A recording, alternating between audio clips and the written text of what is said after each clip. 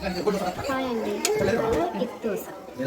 First ప్రాణం heat ఎక్కిన తర్వాత దోశ బ్యాటర్ తీసుకొని దోశని వేసుకోవాలి. సో ఈ వేసుకున్న దోశ మీద ఒక ఎగ్ కట్ చేసి వేసుకోవాలి.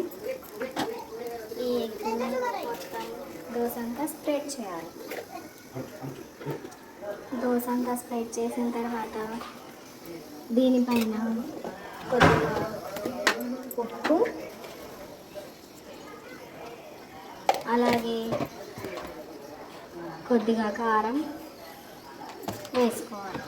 అండ్ కొద్దిగా ఆయిల్ వేసి మంచి గోల్డెన్ బ్రౌన్ కలర్ వచ్చేదాకా వన్ సైడ్ వేయించుకోవాలి. తర్వాత దీన్ని రొటేట్ చేసి రెండో సైడ్ కూడా వేయించుకోవాలి. సో మొత్తం ఎగ్ మొత్తం వేస్తుంది. అంతేనండి, ఎగ్ దోశ రెడీ అయిపోయింది. సో ఫైనల్గా